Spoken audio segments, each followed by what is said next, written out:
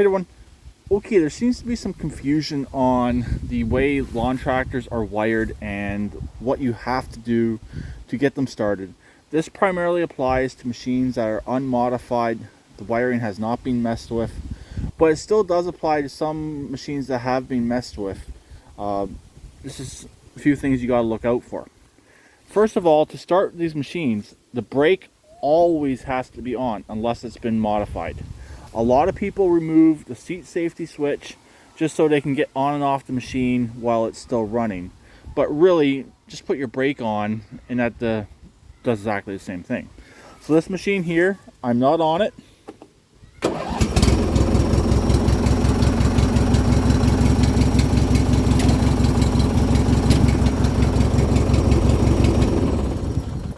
As you saw, I lifted up and down the seat to show there was no weight on the seat. The machine stays running.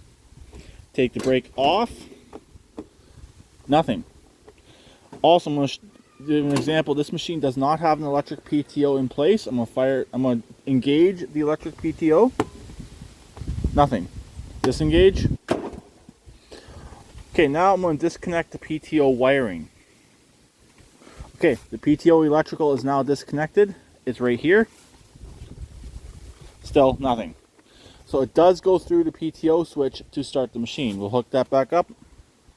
Okay, PTO electrical is hooked back up and it starts no problem. Like I said, there is no PTO clutch on this machine. The PTO clutch has nothing to do with starting the machine. The PTO wiring, yes it does. Now I'm going to get on the machine. Brake is still on.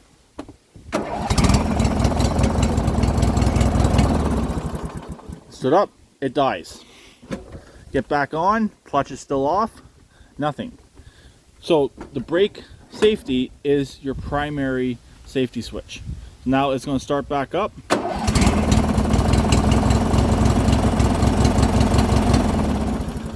So that's the way machines are wired.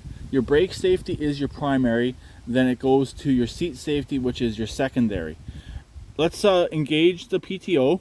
And I'll get up off the seat and we'll show you what happens. Brakes on. Okay, the brake was on. I engaged the PTO. The engine stayed running. The PTO is a separate circuit that's tied in with the seat safety. So if you get up off the seat, PTO is engaged, it shuts off the engine. Now we're going to go over to an Allis-Chalmers. I'm going to show you it does exactly the same thing.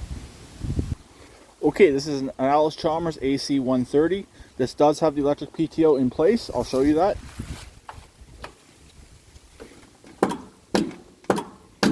This also has another feature. It's a mow in reverse safety. It's a child safety switch, so you have to physically turn that on before it allows you to cut in reverse. It's basically a little safety wire that goes down to the transmission. It senses if you're in reverse, it will stall the engine. I wish it would just shut the deck off, but no, on this particular machine, it shuts the entire machine down. You got to physically turn this little key right here when the PTO is engaged, and it will allow you to mow in reverse. As soon as you disengage that PTO, it turns off that child safety.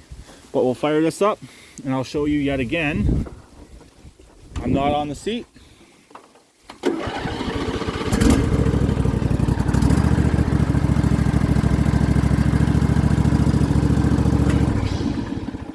It dies. Now I'm going to get on the machine. Clutch is in. Actually, we'll do a clutch out first. Nothing. See, your seat safety has nothing to do with starting. It's your brake.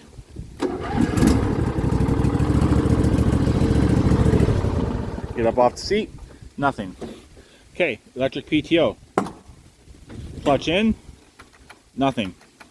I'm going to demonstrate the child safety as well. So turn off the electric PTO.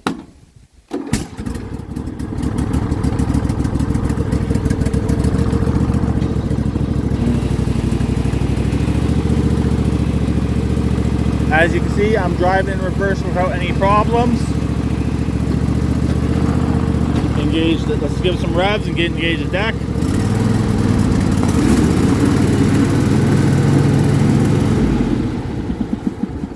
It dies. So let's put the brake back on, disengage the deck.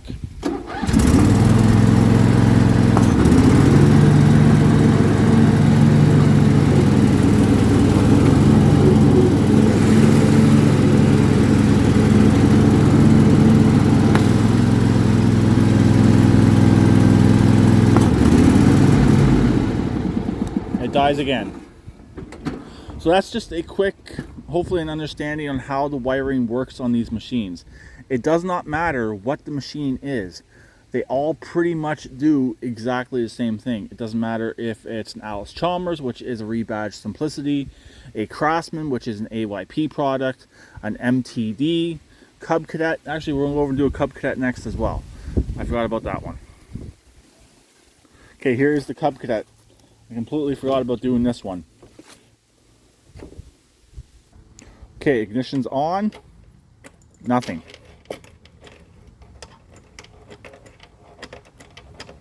This does have an electric PTO switch as well. We should be able to demonstrate that as well. I believe it is still connected on this particular machine. Let's put the brake on. I'm not going to let this machine start. It has no exhaust. Cranks.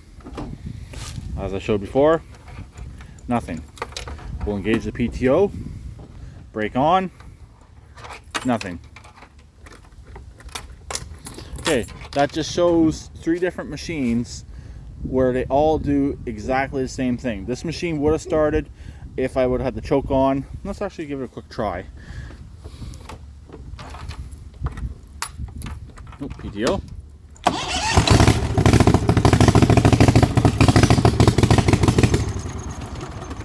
The only reason why this machine stayed running when the brake came off, the seat safety has been bypassed. So, in my opinion, you always leave your brake safety alone. Your seat safety, that's completely your decision. If you want to be dangerous, go right ahead. But leave your clutch safety alone so your kids don't try and take off on your machines and do something stupid. So, that just shows, like I said, that shows 3 different machines. All 3 do exactly the same thing, except for this one where the seat safety doesn't work. But still, all 3 physically do exactly the same thing. 3 different brands, 3 different machines, they all do the same. So hopefully that helps out people when it comes to these safety switches. I know there's a lot of misunderstanding between how the safety switches work. People believe you need to be on the seat to start them. No, you do not. As long as that brake is on, the machine will start. All 3 of these machines, I started off of the machine. I was not on the seat at all. The brake is your primary safety. But the brake, in saying that, does sometimes have 2 legs. If the second leg of it's not working, it might have an issue. But again, they're safety switches. They're not that hard to work on. Hopefully that does help some people out. And I know a lot of the experts even have problems with this as well. They believe you need to be on the seat to start the machine, which is 100% false. So I'll talk to them later. Please keep it redneck like always, and please subscribe and comment.